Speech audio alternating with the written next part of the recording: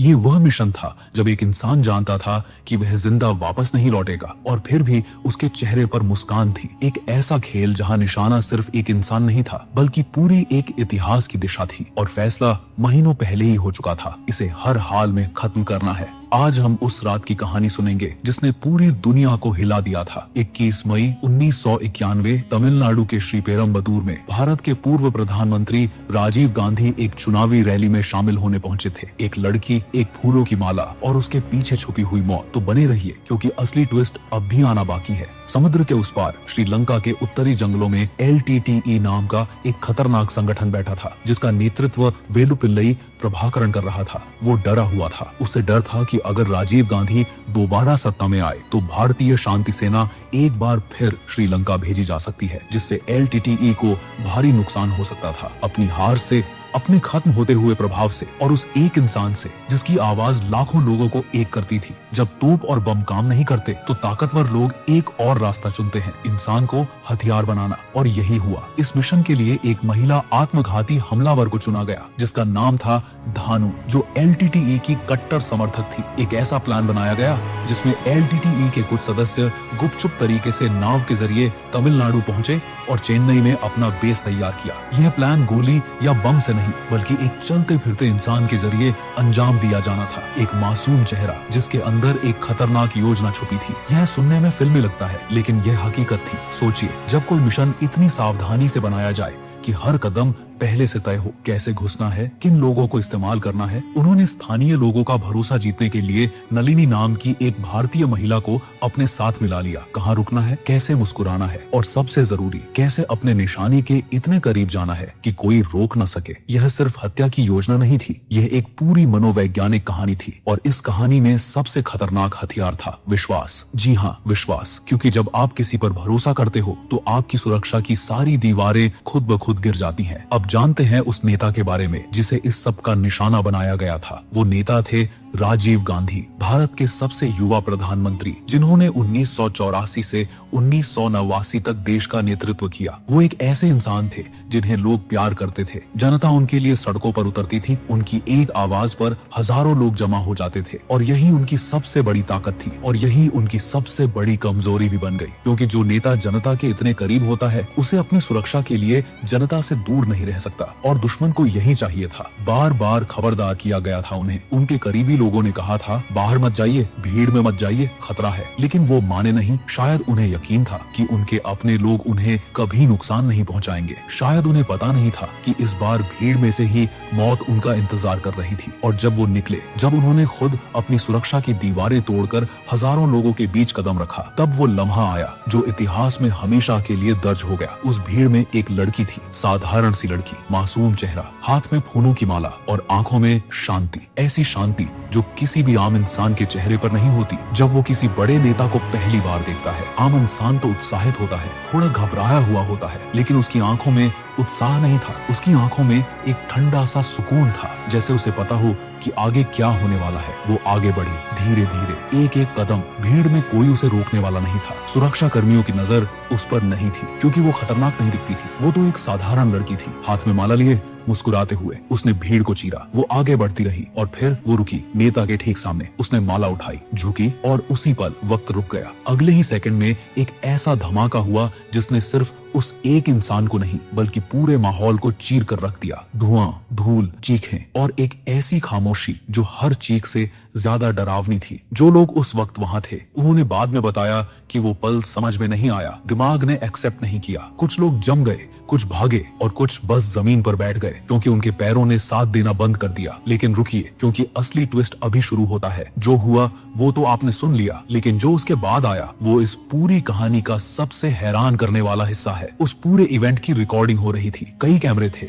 और एक कैमरा, एक जला हुआ, टूटा हुआ, लगभग बर्बाद हो चुका कैमरा। यह कैमरा हरिबाबू नाम के एक फोटोग्राफर का था जो खुद भी इस धमाके में मारा गया। लेकिन उसकी कैमरा फिल्म बच गई। उसमें एक ऐसी फुटेज थी जिसने इस पूरे मामले को पलट दिया। वो फुटेज उस लड़की की, उसके चेहरे की और उस व्यक्ति की जिसने उसे यह काम सौंपा था। सोचिए, जिन लोगों ने यह प्लान बनाया उन्होंने सब कुछ सोचा था। एंट्री, टाइमिंग, क्राउड, माला, मुस्कान, एक झुकना, सब कुछ रिहर्स किया गया था। लेकिन एक चीज उन्होंने नहीं सोची, एक जले हुए कैमरे की फिल्म। और उसी एक गलती ने पूरी कहानी बदल दी। जब इन्वेस्टिगेटर्स ने वो फुटेज देखी, सीबीआई की स्पेशल इन्वेस्टिगेशन टीम, जिसका नेतृत्व DR कार्तिकेयन कर रहे थे, ने इस फुटेज के जरिए पूरे नेटवर्क को ट्रैक करना शुरू किया, तो उन्हें एक ऐसा चेहरा मिला जो प्लान में नहीं था, एक ऐसा कनेक्शन मिला जो किसी ने सोचा नहीं था, और एक ऐसा सुराग मिला जो उस पूरे नेटवर्क तक पहुंचाता था जिसने यह सब करवाया था। अब शुरू हुई एक और कहानी, एक हंट, एक ऐसी तलाश जिसमें हर मोड़ पर सिर्फ दो रास्ते थे, या तो वो खुद को बचाने की कोशिश करें या सच उनके सामने आ जाए। और जो लोग इस प्लान के पीछे थे उन्हें अब पता चल गया था कि वो कैमरा उनकी तस्वीर दुनिया के सामने ला सकता है, तो उन्होंने वही किया जो डरे हुए लोग करते हैं, और भी बड़ी गलतियां। एक के बाद एक गवाह गायब होने लगे। जो लोग कुछ जानते थे वो अचानक चुप हो गए। जो लोग बात करने वाले थे उन्हें समझाया गया, लेकिन इन्वेस्टिगेटर्स ने हार नहीं मानी, क्योंकि अब यह सिर्फ एक हत्या का केस नहीं था, यह एक पूरे षड्यंत्र का पर्दाफाश था। और उस पर्दाफाश की वजह से पूरे एक देश की राजनीति, उसके रिश्ते, उसकी सुरक्षा नीति, सब कुछ बदलने वाला था। अब थोड़ा पीछे जाते हैं, समझते हैं कि यह सब शुरू कैसे हुआ। वो इंसान जिसे खत्म किया गया वो सिर्फ एक नेता नहीं था, वो एक विचार था, एक ऐसा विचार जो किसी एक देश तक सीमित नहीं था। उनकी आवाज पड़ोसी देशों में भी सुनी जाती थी, और एक खास देश को, एक ऐसे देश को जो खुद को हमेशा ताकतवर साबित करना चाहता था, उनसे बहुत डर लगता था। क्योंकि जब एक इंसान सच बोलता है तो झूठ पर खड़े लोगों की नींव हिलने लगती है। तो उन्होंने डिसाइड किया इस आवाज को हमेशा के लिए बंद करना होगा। लेकिन सीधे हमला नहीं किया जा सकता था, क्योंकि अगर सीधा हमला होता तो उंगली किसकी तरफ उठेगी यह सबको पता होगा। तो रास्ता निकाला गया, एक ऐसा तरीका जो लोकल लगे, जो ऐसा लगे जैसे यह उसी देश के अंदर का मामला है, एक इंटरनल कॉन्फ्लिक्ट। और इसके लिए जरूरत थी एक अंदर के इंसान की। उसे ढूंढने में ज्यादा वक्त नहीं लगा। जो इंसान यह काम करने वाला था वो कोई बाहरी नहीं था, वो उसी समाज का हिस्सा था, उसी देश का नागरिक। लेकिन उसके मन में एक ऐसी कड़वाहट थी, एक ऐसी नफरत थी जिसे उन लोगों ने पहचाना, सींचा और एक दिशा दी। यह टेक्निक नई नहीं है, दुनिया के इतिहास में बार बार यही हुआ है। किसी के अंदर के जख्म को एक हथियार बना दो और वो इंसान खुद नहीं जानता कि वो किसके हाथ का खिलौना बन चुका है। उसे बताया गया तुम एक बड़े काम के लिए चुने गए हो, तुम इतिहास बदलोगे, तुम्हें याद किया जाएगा। और उसने बिलीव कर लिया, क्योंकि जब आप किसी को यह एहसास दिलाते हो कि वो स्पेशल है, कि वो किसी बड़े मिशन का हिस्सा है, तो बहुत कम लोग उस जाल से बाहर निकल पाते हैं। उसे ट्रेन किया गया कैसे भीड़ में घुलना है, कैसे सस्पिशियस नहीं दिखना है, कैसे उस माला को सही तरीके से होल्ड करना है, कैसे झुकना है, और सबसे जरूरी कैसे मुस्कुराना है, क्योंकि एक मुस्कुराता हुआ चेहरा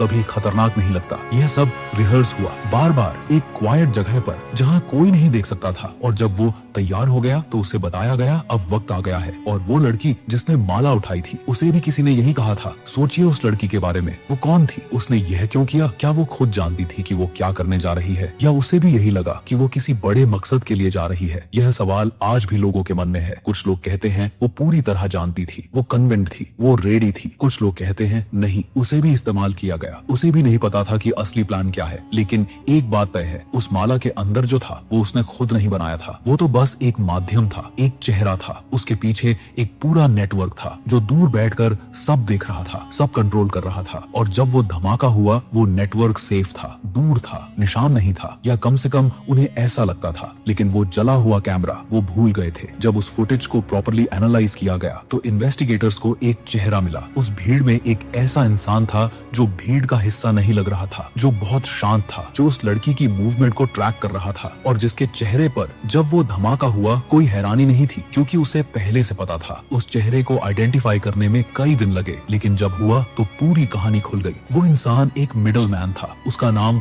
शिवरासन था, जिसे वन आइड जैक के नाम से भी जाना जाता था, और वही इस पूरे ऑपरेशन का मास्टरमाइंड था। एक ऐसा व्यक्ति जो उस बड़े नेटवर्क और उस लड़की के बीच की कड़ी था, और उसके जरिए इन्वेस्टिगेटर्स उस पूरे जाल तक पहुंचे जो समुद्र पार बुना गया था। यह सब इतनी जल्दी नहीं हुआ, यह एक लंबी, धीमी और बेहद खतरनाक जांच थी। जांच करने वाले लोग जानते थे अगर वो ज्यादा तेजी से आगे बढ़े तो नेटवर्क अलर्ट हो जाएगा, सबूत मिटा दिए जाएंगे, लोग गायब हो जाएंगे। इसलिए धीरे धीरे एक एक परत हटाई गई और हर परत के नीचे एक और सच था, एक और नाम था, एक और कनेक्शन था। और जैसे जैसे यह नाम सामने आने लगे, उस देश में जिसने यह सब करवाया था वहाँ हलचल मच गई, क्योंकि अब यह सिर्फ एक हत्या का मामला नहीं था, ये एक देश द्वारा दूसरे देश के नेता की हत्या करवाने का मामला था। और यह इंटरनेशनल लेवल पर एक बहुत बड़ा क्राइसिस था। लेकिन उससे पहले एक और मोड़ था। जांच के दौरान इन्वेस्टिगेटर्स को एक ऐसी जगह मिली, एक घर जहाँ उस पूरे प्लान की प्लानिंग हुई थी। वहाँ कुछ ऐसा मिला जिसने सबको चौंका दिया। एक डायरी,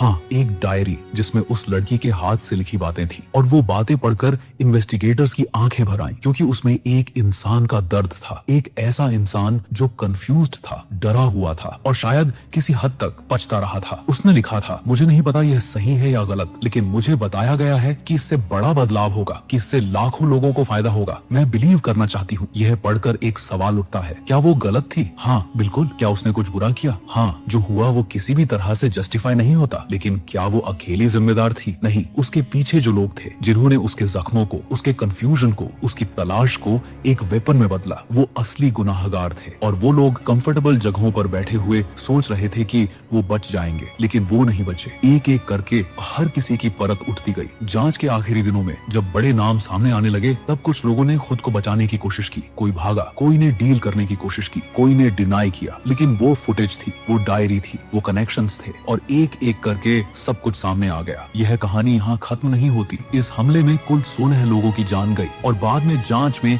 LTTE की भूमिका पूरी तरह साबित हुई, क्योंकि इस घटना ने सिर्फ एक नेता की जान नहीं ली, इसने एक पूरे देश की सोच को बदल दिया। लोगों को एहसास हुआ कि खतरा हमेशा बाहर से नहीं आता, कि कभी कभी सबसे करीबी चेहरे सबसे बड़ा खतरा होते हैं, कि भरोसा एक ताकत है, लेकिन अंधा भरोसा एक कमजोरी भी है। और उस देश की सिक्योरिटी हमेशा के लिए बदल गई। जो नेता उसके बाद आए, उनके लिए रूल्स अलग थे, उनकी सुरक्षा अलग थी, और हर पब्लिक इवेंट में, हर भीड़ में एक अदृश्य सतर्कता थी जो पहले नहीं थी। यह सब उस एक लम्हे की वजह से, एक माला, एक मुस्कान, एक धमाका और एक जला हुआ कैमरा जिसने सच को जिंदा रखा। अब एक पल के लिए सोचिए, अगर वो कैमरा नहीं होता, अगर वो फुटेज नहीं मिलती, अगर वो 1 मिनट की रिकॉर्डिंग जल जाती उस धमाके में, तो शायद यह कहानी आज भी एक मिस्ट्री होती। शायद आज भी दुनिया नहीं जानती कि असली दुश्मन कहाँ था। शायद वो नेटवर्क आज भी एक्टिव होता, किसी और नेता को, किसी और आवाज को निशाना बनाने की तैयारी में। लेकिन ऐसा नहीं हुआ, क्योंकि एक जले हुए कैमरे ने, जो खूब बर्बाद हो गया था, सच को बाहर निकाल दिया। और यही इस पूरी कहानी का सबसे बड़ा सबक है। सच छुपता नहीं, चाहे कितनी भी परतें हों, चाहे कितनी भी रिसोर्सेस हों, चाहे कितनी भी ताकत हो, सच हमेशा किसी न किसी रूप में बाहर आ जाता है। यह कहानी सुनने के बाद आपके मन में क्या है? क्या आपको भी लगता है कि इस तरह के प्लान्स आज भी बनते हैं, कि आज भी कहीं न कहीं किसी को किसी के खिलाफ एक हथियार बनाया जा रहा है, या आपको लगता है कि दुनिया बदल गई है? कमेंट में बताइए, क्योंकि यह सवाल सिर्फ इतिहास का नहीं है, यह आज का भी है। और अगर यह कहानी आपको अंदर तक छू गई, अगर इसने आपको कुछ सोचने पर मजबूर किया, तो इसे उन लोगों के साथ शेयर कीजिए जो सच जानना चाहते हैं, क्योंकि ऐसी कहानियां सुनाई जानी चाहिए, याद रखी जानी चाहिए और इनसे सीखा जाना चाहिए। यह भारत के इतिहास का पहला ऐसा मामला था जहां हत्यारे की पहचान उसी के खींचे गए कैमरा फुटेज से हुई।